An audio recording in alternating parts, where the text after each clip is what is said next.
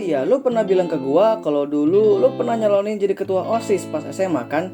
Nah, tapi waktu itu kan lu lagi digangguin sama mereka. Terus gimana dong? Maksud gua ya, kalau lagi diganggu bukannya jangan muncul ke permukaan gitu ya? Gua heran sama si Oni. Lagi diganggu, malah nyari perhatian ke satu sekolah. Sebenarnya gue waktu ikut OSIS karena biar gue dapat dukungan gitu dari orang luar kelas. Orang-orang di luar kelas harus tahu kalau gue bukan anak yang diceritain orang kelas. Biar satu sekolah tahu kalau gue juga punya kemampuan buat speak up dan juga ngomong. Jadi ya gue cari perhatian satu sekolah aja buat bikin orang kelasan gue diem dan tahu kalau gue bukan cuma tong kosong nyaring bunyinya. Lanjut Oni menjelaskan. Well, gue tanya lagi dong. Kejadiannya kapan tuh? Dia jawab, setelah gue cari pergaulan baru di sekolah sih. Yang gue ceritain kemarin loh. Jawab sobat gue sambil meminum energy drinknya. Well, hebat juga sekali dia ya ini, si On ini. Tahu juga dia caranya buat menarik perhatian. Nah, kalau gue simak dari pengalaman itu, pertanyaannya, apakah cara yang dipakai sama dia efektif? Terutama buat melawan ketua kelas dan jajarannya.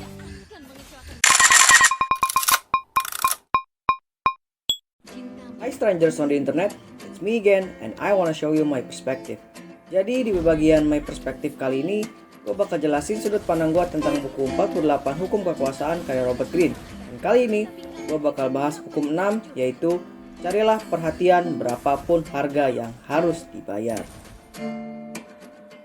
Dalam kekuasaan, hal yang gak bisa kita hindari adalah bagaimana kita bisa mendapatkan atensi atau perhatian dari orang lain. Simpelnya adalah seseorang yang akan dianggap kehadirannya oleh orang lain jika dia melakukan atau memiliki sesuatu.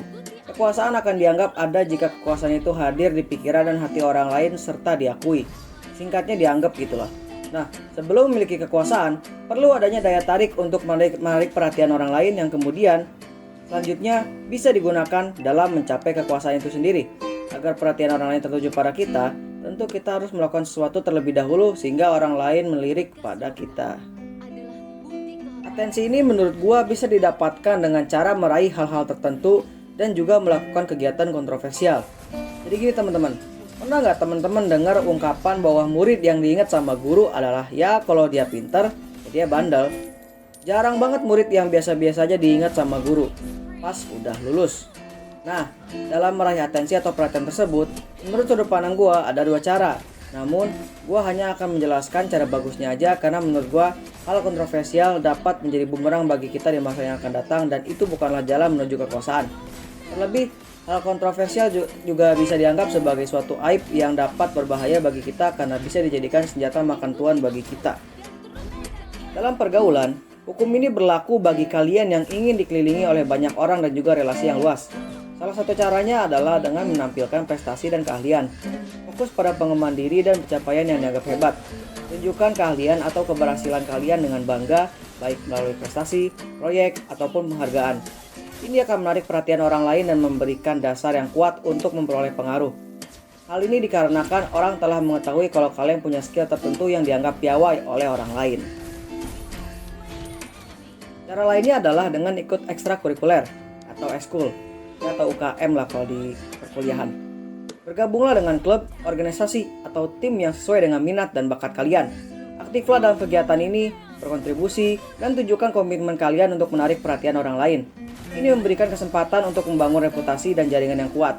Hal ini dikarenakan dengan ikut ekskul, teman-teman akan dipertemukan dengan orang lain yang memiliki minat yang sama dan akan lebih mudah seseorang akrab dengan orang lain kalau punya minat yang sama. Tidak cuma itu teman-teman, kalian juga bisa mencoba cara lainnya yaitu memiliki pendapat yang unik. Ketika berada dalam diskusi atau perdebatan, ajukan ide-ide yang menarik dan berbeda. Jangan takut untuk berpikir out of the box dan mengekspresikan pandangan yang orisinil. Hal ini akan menarik perhatian orang lain dan membangun citra kalian sebagai pemikir yang kreatif dan inovatif. Dalam menyampaikan ide tersebut, teman-teman harus bisa menyampaikan dengan baik dengan cara mengembangkan keterampilan komunikasi yang kuat. Belajarlah menjadi seorang pembicara yang persuasif dan juga pendengar yang baik. Praktikan kemampuan berbicara di depan umum dan berlatih mendengarkan dengan penuh perhatian. Ini akan membantu teman-teman menarik perhatian orang lain karena kemampuan komunikasi teman-teman yang baik.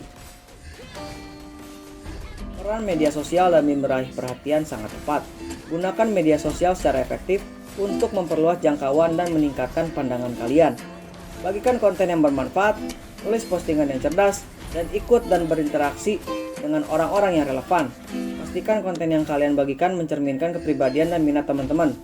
Tidak hanya visual di media sosial, kalian juga perlu memperhatikan apa yang orang lain lihat terhadap kalian. Ciptakan visual yang menarik, penampilan dan gaya berpakaian dapat menarik perhatian. Perhatikan penampilan fisik kalian, pilih pakaian yang sesuai, dan tunjukkan rasa percaya diri dalam penampilan teman-teman. Cara-cara tersebut perlu dilaksanakan secara terus-menerus.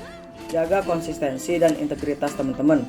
Ketika menarik perhatian orang lain, penting untuk tetap konsisten dengan nilai dan prinsip yang baik. Jangan mengorbankan integritas pribadi atau bertindak secara tidak etis hanya untuk menarik perhatian. Ingatlah bahwa reputasi yang baik dibangun melalui konsistensi dan juga perilaku yang jujur. Jadi sahabat gua si Oni ini sudah mematuhi hukum 6 dengan menarik perhatian satu sekolah dengan cara mengikuti pemilihan ketua OSIS. Terlepas dari dia menang atau kalah ya. Si Oni sudah berhasil membuat satu sekolah tahu tentang dia. Ya setidaknya namanya pernah tertempel di setiap papan tulis kelas sebagai paslon nomor 1 pada pemilihan ketua OSIS dia waktu SMA. Well, so that's it on my perspective. Thank you for your time and let me know your opinion in the comment section below. Nanti komentar yang keren bakal gue baca di video selanjutnya. Buat kalian yang merasa konten gue bermanfaat dan membantu kalian dalam kehidupan sosialnya, kalian bebas buat like kontennya dan juga subscribe, terus nyalain loncengnya ya, biar ada notifnya teman-teman, dengan kesadaran dan hak kalian. Okay, so have a great day strangers on the internet. See ya.